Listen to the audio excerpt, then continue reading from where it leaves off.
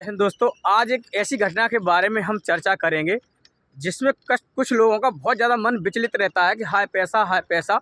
तो पैसा कितना ज़रूरी है और आपका शरीर कितना ज़रूरी है। आज आपको पता चल जाएगा कि सारा कुछ पैसा ही होता है या हमारा शरीर भी होता है। मैं समझता हूँ कि इतना पैसा मोस्ट इम्पोर्टेंट नहीं होता जितनी अपनी बॉडी होती है। आज एक ऐसी घटना के बारे में बात करेंगे। घटना भी हमारे यूपी से जुड़ी हुई है और बहुत अच्छे सक्सेस इंसान की घटना है। और ये हकीकत घटना है। आप सर्च भी कर लेना या कुछ भी पढ़ाई कर लेना, आपको ये घटना के बारे में मिल जाएगी। तो मैं थोड़ी सी चर्चा कर लेता हूँ कि हमारा जो शरीर है वो इतना ज़रूरी क्यों है। देखो, पैसा अगर हमारे पास अरबों खरबों में है, जो हम अपनी स्वस्थ बॉडी से कर सकते हैं ना, वो पैसे से सारी चीज़ नहीं कर सकते। अगर आपको कहीं जाना है, मान के चलो आपको कहीं घूमने जाना, आपके पैर ख़राब हैं, तो वहाँ आप अपनी डिफेंडर गाड़ी लेके सारी जगह नहीं चढ़ सकते। तो बहुत इम्पोर्टेंट चीज़ है कि आप जो अपने शरीर से जितना अनुभव कर लोगे ना, जितना फ़ायदा उठा लोगे, जितना अच्छे से घूम लोगे, उतना आप अपने नीचे के अगर पैर ख़राब हो जाएँ और तुम्हारे पास पैसा बहुत हो, तो नीचे के पैर ख़राब लेके तुम इतना अच्छा अनुभव नहीं कर सकते जितना आपकी बॉडी स्वस्थ है उतना कर सकता है। भले ही इंसान के पास पैसा कम हो, लेकिन वो उसके पास अच्छी बॉडी है तो वो हर चीज़ का अनुभव कर सकता है, पैसा भी कमा सकता है। और पैसा नहीं भी है तो हर जगह अपना घूमने भी जा सकता है कहीं पे भी। लेकिन बॉडी आपकी कामयाब नहीं है, नीचे से ख़राब है, या आप विकलांग हो, या कुछ भी मतलब XYZ कोई भी है, या आपकी आँख ही ख़राब है मान लो, तो इतना आप अनुभव नहीं कर सकते जितना एक अच्छी बॉडी वाला इंसान कर सकता है। तो मैं समझता हूँ कि बॉडी बहुत ज़रूरी है। बॉडी का भी ख्याल रखो, पैसे का भी रखो, लेकिन पैसे का इतना ख्याल मत रखो कि आप पैसे के पीछे ही पड़ जाओ और आप अपनी बॉडी को बिल्कुल ही ख़त्म कर दो। तो मैं घटना आपको बताता हूँ। घटना जो है वो मेरे यूपी से ही जुड़ी हुई है। मैं भी यूपी से बिलोंग करता हूँ। हालांकि घटना जो है मैं ज़्यादा डीपली तो नहीं बताऊंगा, लेकिन हाँ इतना बता दूंगा कि घटना हमारी जो है वो लखनऊ और कानपुर से जुड़ी हुई घटना है। इसी के बीच की घटना है, आसपास की घटना है। घटना क्या है कि घटना ये है भाई, एक हमारे देश में कर्नल हुआ करते थे। अब वो रिटायर हो गए, अब नहीं है वो कर्नल। तो रिटायर कर्नल की एक कहानी है। उनके दो बेटे थे। कहानी को बहुत अच्छे से सुनना, अगर आपने पूरा सुन लिया तो आपका जो मोह माया ज़्यादा चल रही है ना, उसमें सुधार हो जाएगा और आपके जीवन की रास्ता भी आपको एक मिल जाएगी। मैं समझता हूँ अगर आपने गौर से सुना तो आपको जीवन की एक रास्ता ऐसी मिल जाएगी कि पैसा कितना ज़रूरी है हमारे जीवन में, और हमारी बॉडी और हमारा ये सारी चीज़ कितनी ज़रूरी है, इससे आपको अनुभव हो जाएगा। तो एक कर्नल थे लखनऊ और कानपुर के आसपास के बीच के, उनके दो बच्चे थे। तो कर्नल जब वो इंसान हो जाता है तो अच्छी सैलरी होती भी है और बढ़िया एक जिम्मेदारी भी होती है। तो उन्होंने बच्चों को बहुत अच्छे से पढ़ाया। उनके बच्चे कर्नल लाइन में तो नहीं गए, मिलिट्री में तो नहीं गए, लेकिन उन्होंने इतना पढ़ा दिया कि बच्चे उनके तुरंत ही सेटलमेंट हो गए अमेरिका वगैरह बड़े देश में। दोनों ही बच्चे अमेरिका में सेट हो गए और अच्छी खासी कंपनियों में हो गए, क्योंकि कर्नल होता है तो उसके पास पैसे की कमी इतनी नहीं आती है। बच्चा जितना पढ़ना चाहे उतना पढ़ सकते हैं। तो इंग्लिश मीडियम में पढ़ाते तो इंग्लिश तो बहुत अच्छी हो ही जाती है बच्चों की। तो वो अमेरिकाई कंपनियों में सेटलमेंट हो गए। भाई जब वो सेटलमेंट हो गए बच्चे, तो कर्नल भी रिटायर हो गए। तो रिटायर हो जाते तो उसके बाद में उम्र तो हो ही जाती है। माताएं बहनें होती है वो जल्दी बूढ़ी हो जाती है, क्योंकि वो ज़्यादातर इतना परिश्रम नहीं कर पाती। और मैं समझता हूँ जो इंसान परिश्रम करता है वो 70-80 साल तक आराम से जीता भी रहता है। तो उनकी जो दो बेटे थे, उनकी माताजी जो थी, वो जल्दी से मतलब बुढ़ापा आ गया उन पर और वो बीमार होने लगी। उनको डायबिटीज़ वगैरह ऐसी सारी बीमारियां हो गई। जब उनका स्वास्थ्य ज़्यादा गड़बड़ाया, उन पर जो कर्नल साहब थे उन पर बेटियां नहीं थी, दो बेटे ही बेटे थे। तो ज़्यादा जब उनका स्वास्थ्य गड़बड़ाया, देखिए जो इंसान ज़्यादा पैसे वाला हो जाता है ना, तो फिर जो गरीब लोग होते हैं, गरीब ज़्यादा रिश्तेदार होते हैं गरीब, वो बेचारे बड़े लोगों के पास कम जाया करते हैं। पैसे वाला इंसान पैसे वाले से ही व्यवहार रखता है, और पैसे वाला इंसान पैसे से आपका व्यवहार चुकाता है, ना कि शरीर से। गरीब होता है वो आपके शरीर से, आपकी हेल्प से, आपकी मदद से, पैसे से नहीं चुका सकता, लेकिन आपकी उससे चुका देता आपका वो जो आपका दिया हुआ है वो। तो उनके रिश्ते जो थे सब कर्नल हैं तो बड़े बड़े रिश्तेदारी में होंगे, बड़े बड़े पैसे वालों के रिश्ते थे। तो वहाँ कोई ऐसा नहीं आया। उनकी बीवी जब ज़्यादा परेशान हुई तो हॉस्पिटल ले गए। ले जाने के बाद में अब उनकी बीवी की इच्छा थी कि हमको बच्चों को देखना है, बच्चों को बुला दीजिए, अब हमारी तबीयत ज़्यादा मतलब ख़राब होने लगी है। तो उन्होंने अपने बड़े बेटे को फ़ोन किया और छोटे को भी फ़ोन किया कि मम्मी की तबीयत बेटा ज़्यादा गड़बड़ा रही है, ऐसा लग रहा है कि वो अब ज़्यादा चलेंगी नहीं, वो आपको देखना चाहती हैं बस। तो हुआ क्या, बड़े बेटा और छोटे बेटा दोनों ही एक ही जगह रहते थे अमेरिका में, आसपास ही। तो बड़े वाले ने ये कहा कि आप मतलब मम्मी के देख आओ और मैं बाद में चला जाऊंगा, तुम पहले देख आओ। तो 2 दिन बाद बोले हाँ ठीक है, वीज़ा लगवाऊंगा, 2-3 दिन बाद मैं आपको बताऊंगा। 2-3 दिन बाद कि ऐसा हुआ कि उनके पास डायरेक्ट ही कॉल पहुंच गई कि बेटा अगर आपके पास समय हो तो आप आ जाइए, क्योंकि माता जी ख़त्म हो चुकी हैं, अब वो नहीं रही इस दुनिया में। भाई ये घटना जैसे ही सुनी, दोनों को सुनाई गई, बड़ों को भी छोटे को भी। तो बड़े वाले बच्चे ने ये कहा छोटे वाले से कि आप चले जाओ, मम्मी ख़त्म हो गई हैं उसमें, और मैं जब पिताजी ख़त्म हो जाएंगे तब उसमें चला जाऊंगा। तो भाई बेटा ने उधर से फ़्लाइट बुक करी और वो आ गया, बोल दिया कि पापा जी हम आ रहे हैं। तो बाप को लगा कि हमारे दोनों बेटा आ रहे हैं, दोनों आएंगे, अर्थी लगा देंगे। भाई जब बेटा आता कहीं से दूरी पर हो तो उसका इंतज़ाम फ्रीजर वगैरह में बॉडी को रख देते हैं, बॉडी को रख दिया गया। जब बेटा पहुंचा उसके बाद में 2-4 मिनट बाद पिताजी ने पूछा कि बेटा बड़ा वाला भाई कहाँ रह गया।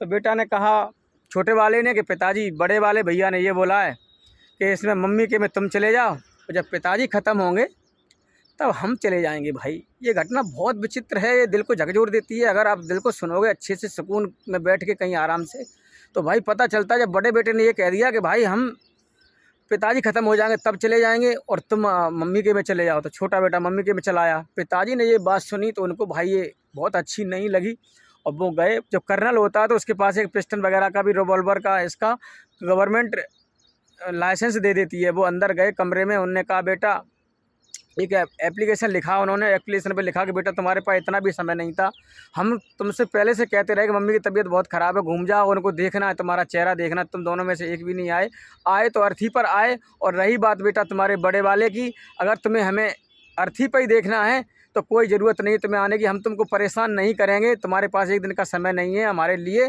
तो हम ये तुम्हें जाने की ज़रूरत नहीं है बेटा। बड़े वाले का नाम लिखा कि तुमको आने की ज़रूरत नहीं है बेटा, ये छोटा वाला आया है, यही हमारी अर्थी लगा देगा। और उन्होंने अपनी रिवॉल्वर उठाई और एक सर में मार ली और वो भी वहीं ख़त्म हो गए। जो खत था वो बच्चे को मिला। तो भाई बच्चा छोटा वाला बहुत रोया, बड़े वाले को भी सूचना दी गई। और ये घटना बिल्कुल हकीकत है मेरे भाई। तो मैं समझता हूँ एक कर्नल के पास इतना कुछ पैसा होने के बावजूद ही, इतनी भी अच्छी पेंशन मिलने के बावजूद भी बच्चे नहीं आए।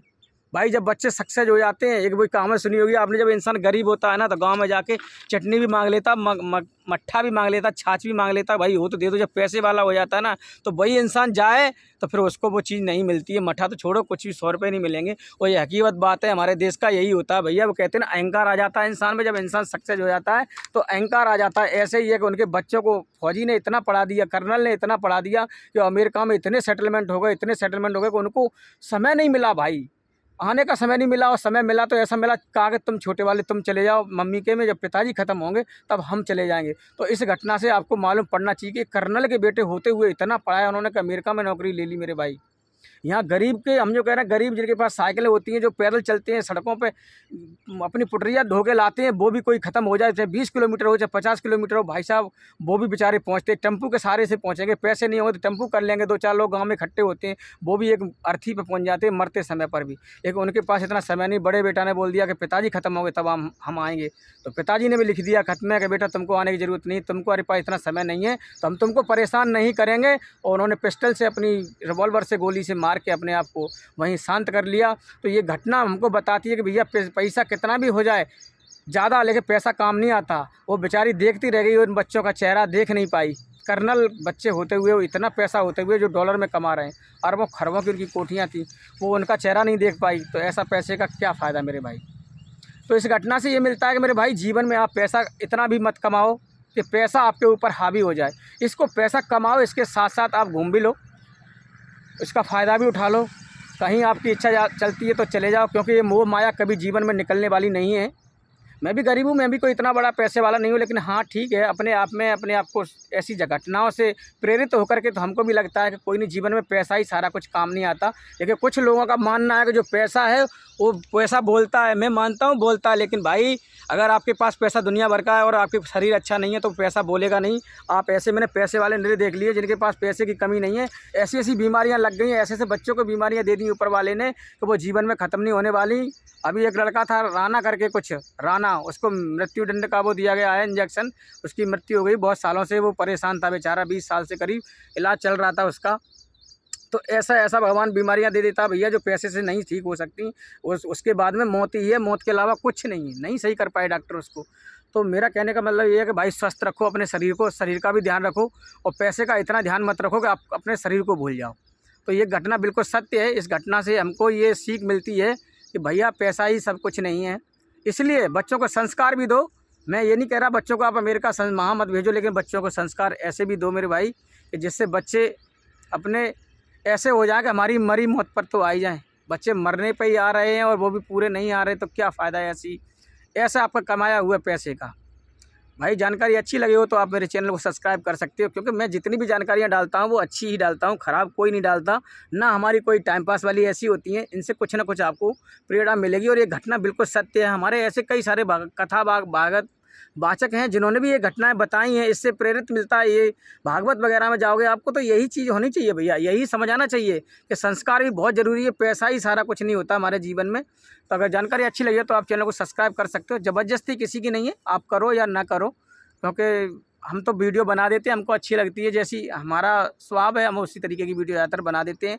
और भी हमने कई सारी वीडियो बनाई हैं, ऐसा नहीं हमने कि यही वीडियो बनाई है, हमने वीडियो इसके ऊपर भी बनाई है। जैसे कोई ख़त्म भी हो जाता है एक सामान बिजली के तारों से चिपक के गाँव में, गाय भैंस जानवर कोई भी हो, पालतू जानवर कुत्ता बिल्ली कोई भी हो, तो उसका भी गवर्नमेंट मुआवजा देती है। कुछ लोगों को पता नहीं होता, तो ये भी वीडियो देख लेना जाके। और कोई इंसान भी ख़त्म हो जाता है तो उसका भी मैंने वीडियो डाला है। अगर कोई इंसान को सांप काट लेता है तो ये भी एक मौत वैसी घटना है, तो गवर्नमेंट इस पर मुआवजा देती है। जैसे किसी ने सांप ने काट लिया तो उसका भी मैंने वीडियो बना दिया है। तो मैंने कई सारे वीडियो बना दिए हैं, ऐसी बात नहीं है। आप इस मेरे चैनल पर जाओगे यूट्यूब पर, तो वहाँ जाके सारे वीडियो लॉन्ग में देखोगे तो बहुत सारे आपको वीडियो काम के ही मिलेंगे। मैं कोई गलत वीडियो नहीं डालता। जो जानकारी मेरे पास होती है बिल्कुल करेक्ट होती है, उसकी मैं वीडियो डालता हूँ। मैंने कुछ रेलवे में भी धांधलीबाजी होती है, गरीब लोग हैं भैया 5-6 थालियाँ ले रहे हैं। थाली 80 रुपये की होती है रेलवे में, लेकिन वो 150 रुपये की देते हैं। और 80 रुपये में भी भैया खाना में उनको आराम से 50 रुपये 40 रुपये मिलते हैं एक थाली पर, क्योंकि इतना खाना नहीं होता, बहुत छोटी छोटी रोटियाँ होती हैं। तो मैं समझता हूँ इतनी लागत उसमें नहीं आती। हल्की सी थोड़ी सी सब्जी होती है, वो भी आधी कटोरी के 1 चमचा के बराबर। 1 चमचा सब्जी दाल कितने रुपए की होगी मेरे भाई? तो मैं समझता हूँ वो 80 रुपये की थाली दे रहे हैं तो 30 रुपये का उनका लगवाइए, क्योंकि एक बार में बनाते हैं साथ में, तो इतनी उनकी खर्चा नहीं होता। 50 रुपये एक थाली पे आराम से मिलते हैं। गवर्नमेंट भी उसी हिसाब से टेंडर उठाती है, तो उसको भी वीडियो देख सकते हो आप जाके, रेलवे में कैसे बचें। और अगर आपने टिकट ली है, टिकट नहीं ले पाई और रेलवे में चढ़ गए तो फिर क्या करें भाई, क्या हो सकता है, उसका भी मैंने वीडियो डाल दिया है, तो वो भी आप देख लेना। तो मैं ऐसी ही जानकारी वाली वीडियो डालता हूँ। मिलते हैं भैया नेक्स्ट वीडियो में, तब तक के लिए जय हिंद जय भारत।